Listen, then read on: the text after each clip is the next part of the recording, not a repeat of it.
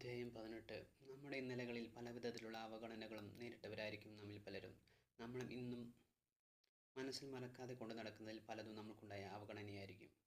ജീവിതത്തിൽ നേട്ടങ്ങൾ സ്വന്തമാക്കിയവർ ആരായാലും അവരുടെ ജീവിതത്തിൽ അവർക്ക് വേണ്ടപ്പെട്ട പല കാര്യങ്ങളും വേണ്ട എന്ന് തീരുമാനിച്ചിട്ടുണ്ടാകാം.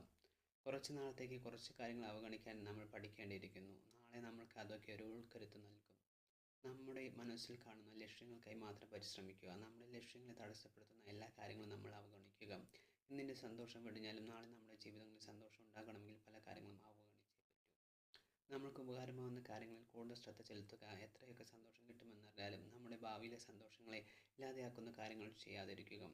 ആരും നമ്മളെ ഇപ്പോൾ അവഗണിച്ചോട്ടെ, അതോർത്ത് നമ്മളിപ്പോൾ വിഷമിക്കേണ്ട കാര്യമില്ല. കാലം കുറെ കഴിയുമ്പോൾ എല്ലാവർക്കും തിരിച്ചറിവാകും. അന്നേരം എല്ലാവർക്കും കാര്യങ്ങൾ മനസ്സിലാകും. അപ്പോൾ അവർക്ക് നമ്മളെ പരിഗണിക്കാൻ സാധിക്കും. ജീവിതത്തിൽ പലപ്പോഴും ആർക്കും തന്നെ എല്ലാവരെയും ഒരുപോലെ